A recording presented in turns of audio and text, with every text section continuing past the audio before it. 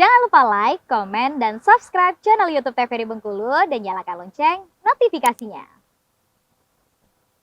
Balik lagi di Opini, obrolan pagi ini. Pemirsa masih dengan tema yang sama, yaitu peluang dan usaha, dan masih bersama dengan Bang Beng. Oke, Bang, kita lanjutin lagi ya. Tadi sempat dibahas, ternyata Abang sampai sekarang masih menghandle sendiri usahanya. Sekarang udah besar, otomatis porsi terus bertambah. Setiap harinya permintaan terus bertambah. Itu gimana ceritanya Abang menghandle sendiri? Boleh diceritain gak sih keriuhan di dapur itu seperti apa gitu? Mungkin ya karena biasa juga ya, bangunnya ya harus pagi. Kalau pebisnis memang bangunnya harus pagi. Jam berapa tuh? Jam 3. Jam 3 itu memang tempat penggilingan bakso udah buka jam segitu. Jadi ya tapi nggak tepat-tepat waktu juga sih. Nggak molor lah jam 3:30. Tapi udah dibiasain memang. Ke tempat bakso itu udah mudah sih. Kayak kalau di tempat bakso tuh semuanya udah dianterin, daging, tepung semua udah dianterin. Nah, yang sampai rumah itu nyetak. Itu yang berat. Itu udah sampai jam 7 pagi tuh nyetaknya semua. Sampai jam 7 pagi. Sampai jam 7 pagi. Karena banyak. Berapa kilo biasanya Bang sehari? Itu sekali buat ya, bukan sekali buat tuh 30 kiloan. Wow, 30 kiloan dan itu semua dicetak sendiri. Iya, luar biasa. Itu lama, kalau nyetaknya lama. Udah dari jam 7 tanggung kan. Tapi buat mie pakai mesin sih. Buat mie. Berarti mie-nya buat sendiri juga? Iya, buat sendiri. Itu saya juga yang handle buat mie. Buat mie sendiri juga. Ya. Buat mie bentar lah, buat mie 10 menit paling buat mie karena udah pakai mesin itu. Oh gitu.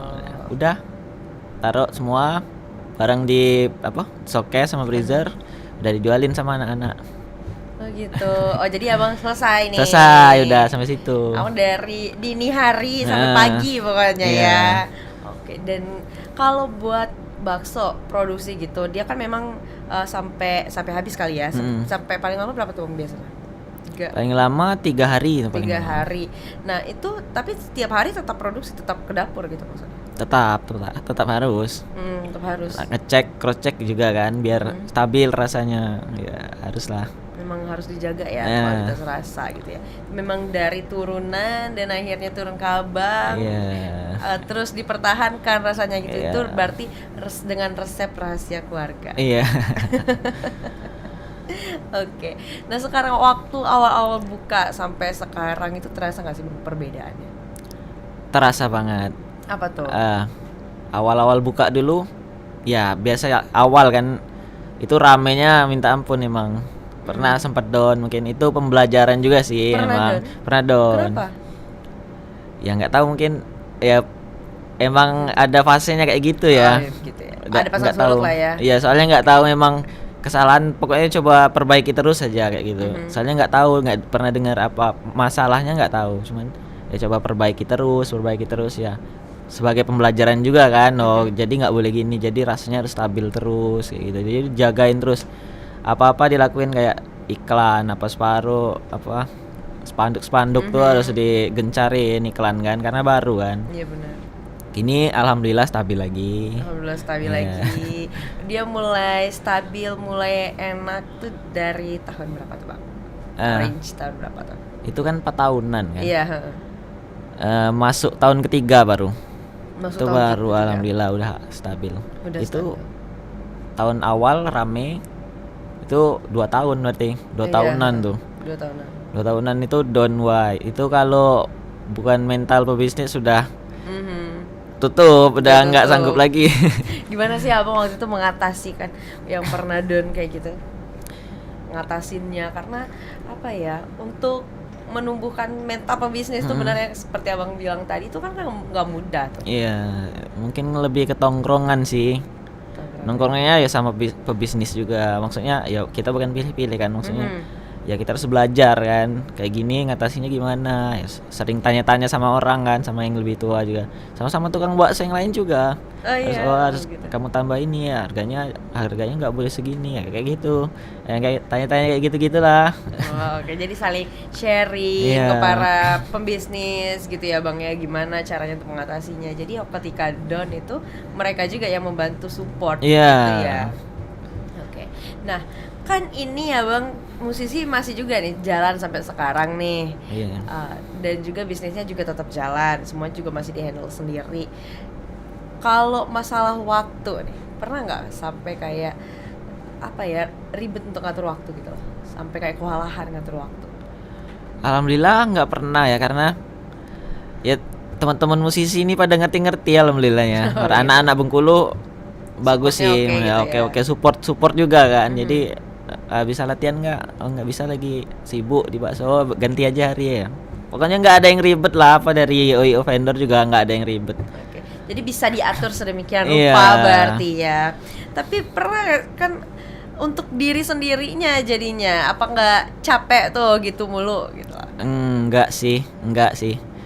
Ya semangat aja, karena ya udah takdirnya kan. Sebenarnya kalau mungkin kalau ditaruh di tempat aman wah beda lagi kan, cuman ya ini mungkin memang harus kayak gini kan, jadi udah kebiasaan. Kalau capek ya udah nggak capek lagi sih. Oh begitu. Nah selama menjalani bisnis dan juga selama menjadi seorang musisi, apa nih kendala yang biasanya Bang hadapin?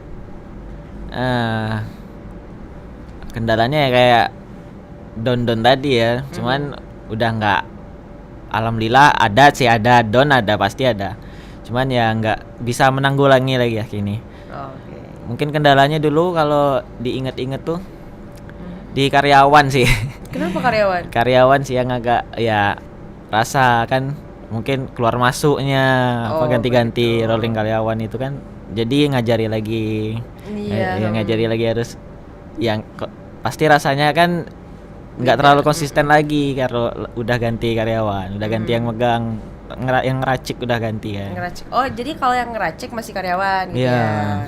Abang tuh lebih ke bahan apa ya ngomongnya, Iya. bahan pokoknya gitu Bahan ya. pokoknya ya. Semua bumbu-bumbu. Mereka itu tinggal ngeracik aja. Ngeracik aja gitu. Iya kan kalau misalnya karyawan, masalah karyawan sih memang biasanya kan keluar masuk udah dapat yang lebih mungkin ya, jadi itu keluar terus ada lagi yang masuk, itu untuk ngajarinnya pasti gimana ya, agak gimana gitu pasti Iya. ya Pak, menjadi satu kendala juga. Iya. Tapi waktu kalau mengajari ke karyawan gitu, abang ngerasanya kayak gimana sih? Iya canggung sih, karena ya baru kadang harus pendekatannya harus lebih kan, karena yaitu partner kan, bisa dibilang itu partner paling dekat. Kalau karyawan itu paling dekat sih. Ya canggung sih kalau baru pertama, soalnya udah yang lama kan udah nyaman kan. Iya. Aduh ganti lagi, Ganti kayak lagi. canggung lagi. Kayak persis lah rasanya, kayak PDKT-an lah ya. PDKT-an lah ya, itu persis banget rasanya kayak ganti karyawan itu. Oke, jadi mulai lagi dari awal Iya. gitu, pendekatan lagi dan lain-lain lagi. Tapi gimana sih cara seorang owner nih dengan karyawannya, menjalin hubungan dengan karyawannya? Ada tips-tips gitu nggak sih? Nah ini tipsnya gampang banget sih. Apa tuh? Itu diajak main game sama-sama. Kalau saya ya main game sama-sama, karena ya saya nggak membatasi mereka kan, kayak udah main game tapi kerjaan beres. Nggak apa-apa main game waktu kerja, nggak apa, cuman ya kalau ada orang dilayanin kayak gitu. Jadi main game sama-sama, ketawa, saling ya gangguin kayak gitu ya. Saling cengin Iya, gitu ya. iya, jangan nggak tersinggungan kayak gitu. Kayak gitu aja sih. Jadi ini bisa ditiru juga ya Bang, Iya. ya, kepada pemirsa Opini. Main game bisa menjadi alternatif untuk Iya. menjalin kedekatan dengan para karyawan nih. Heeh. Luar biasa sekali. Oke Bang, kita jeda dulu, nanti kita lanjutkan lagi ya. Untuk pemirsa jangan kemana-mana, tetaplah bersama kami di Opini Obrolan Pagi.